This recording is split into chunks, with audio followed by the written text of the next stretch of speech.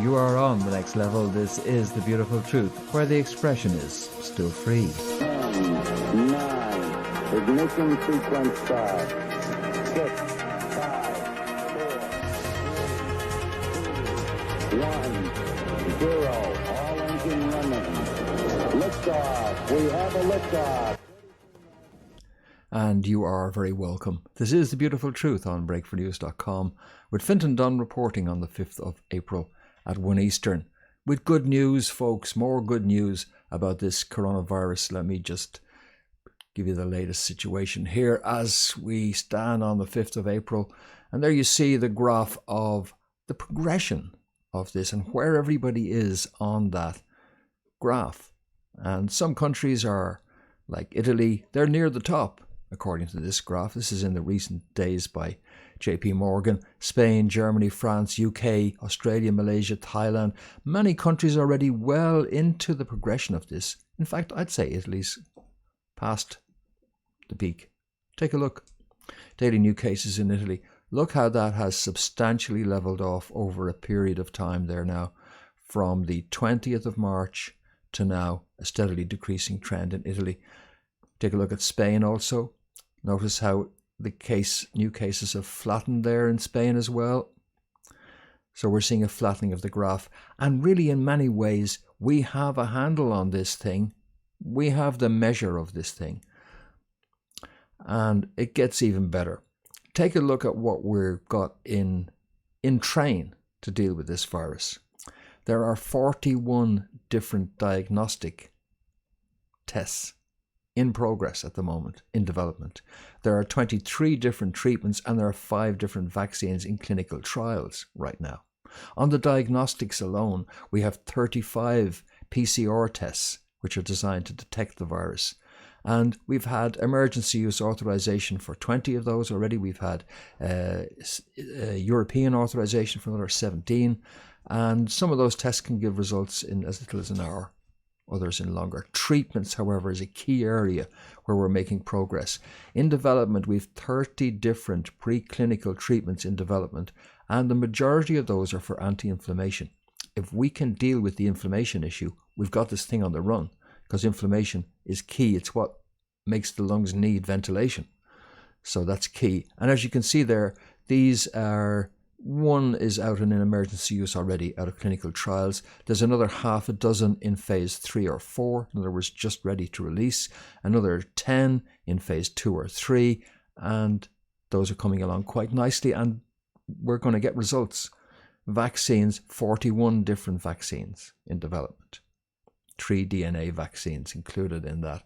And of course, there's also the issue of the BCG vaccine that maybe we won't need vaccines like we figured we would, because there is an issue with the BCG vaccine, which is a TB vaccine that's given globally, except critically in Europe and North America, where it hasn't been. Countries with that TB vaccine have fewer coronavirus deaths. That's a report came out on April 1st, a preliminary study, but one which identified this issue. The lead author, Gonzalo Otazu, assistant professor at New York Institute of Technology, said he was surprised by the low number of cases in Japan, a country with an older population which hadn't taken strict quarantine measures. Japan has had a policy of universal BCG vaccination of infants against tuberculosis since 1951. So there's the BCG World Atlas. Again, this is great news. All those countries in cyan there, they all use the BCG vaccine. And that means they have protection. What the BCG vaccine does is it increases the level of one of your immune system's key compounds, molecular compounds. It's one of your inflammation, it's one of your antiviral compounds that you have in your body. Now, it's not directly targeted at this coronavirus. It was targeted at trying to limit TB. But coincidentally, that's a route the coronavirus tries to use, and it gives you a strong defender in place there. So most of the world, as you can see, is on the BCG vaccine. The countries in green there, Canada and United States, do not have the BCG. Those that are in pink here are countries that used to but discontinued it. And so younger persons don't have that vaccine. And there would be holes in the system there for those countries. So Australia and most of Europe, like Spain, France, Germany, UK, has not got BCG. Ireland critically has. And as you see, all these other countries have. There's the research, just in case you disbelieve it, on the statistics measuring the severity of these illnesses. They found that they divided into 3 broad groups: lower middle income countries with a universal BCG policy, everybody gets vaccinated; upper middle income countries and high income countries with a universal BCG. There's their severity of coronavirus disease, they're all grouped there. And then here we have upper middle income and high income countries that never had universal BCG policies: Italy, Netherlands, Belgium, United States, Lebanon, all with high incidence according to this analysis. So some challenges still there for the United States, and challenges that Europe's already facing and dealing with, and in fact has dealt with in many cases. So I also showed you the temperature effect. That's kicking in now as well. And this is from a video which I did last week, I think. Now we go back and we compare that to Italy. So I'm just going to show you here now how the graph of the progress of the virus is flattened out in countries which are warmer. Spain, South Korea, Rio, Australia, and Australia, exactly. But not everybody's over the moon about this, perhaps. Bill Gates has got particular ideas about how all this should go. Let me just give you a listen to Bill. We knew that they were effectively immune? Yes, until we came up with the self-swab and showed FDA that that's equivalent, we were thinking the people who might be able to man those kiosks would be the recovered patients. Now, we don't want to have a lot of recovered people. You know, to be clear, we're trying through the shutdown in the United States to not get to 1% of the population infected. We're well below that today, but with exponentiation, you know, you could get past that 3 million. I believe we will be able to avoid that with the having this economic pain. Okay, so the economic pain is going to help us to do what exactly, Bill? To make sure that less than 1% of the population ever get infected with this.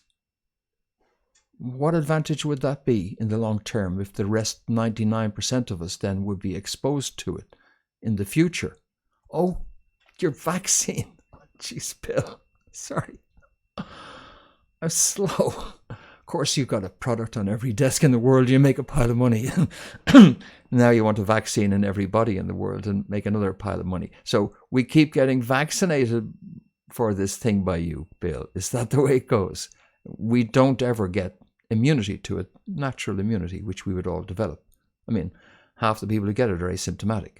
Why wouldn't we all just get this thing and then it's never going to be a problem from now on? Bill has other ideas too.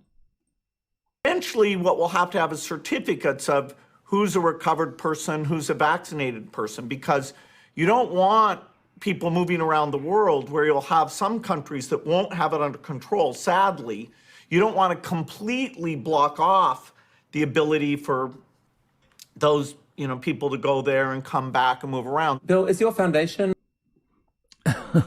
So we'll have to have little certificates. I mean, it'd be sort of like a certificate, a genuine certificate of Windows XP. I mean, years ago, you used to have one of those, remember? So that's how Bill sees it going. And that's how a lot of people who are in the same camp as Bill see this thing going. People in the political arena and in the health arena. But here's a different perspective on it from Off Guardian, an article by Kevin Ryan looking at the cost of all this, the cost of this route, this lockdown route, one that we've already paid so far. He calculates so far we've already paid a cost, or will pay in the long term, 59,000 suicides 87,000 people suffering drug abuse, 1.35 million suffering lack of medical coverage or treatment, and poverty and food access affecting another almost 1 million people. He says that's about over 2 million people who will die as a result of our response so far. See, there's something about these graphs that is worth bearing in mind when you see these exponential graphs that go up like that.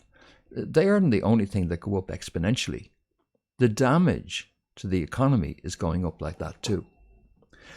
2 weeks of doing nothing, that causes a big problem for the economy. 4 weeks of doing nothing doesn't cause a problem twice as big. It causes a problem about 7 times as big or 8 times as big. 8 weeks causes a problem about 20 times as big. The length at which this goes on is critical, folks, and we need an exit strategy, one which is not designed to benefit rich corporate, pharmaceutical and individual interests of billionaires, but one that satisfies your family needs and our community needs. All right. Thanks to everybody who's given me feedback on the videos, inbreakfornews.com forum, and also on YouTube and Facebook. Thanks for the feedback, folks, and thanks for the encouragement. I hope you're liking it. I will be back with more very soon, and I hope you can join me for that. But in the meantime, for breakfornews.com, this has been Fintan Dunne reporting.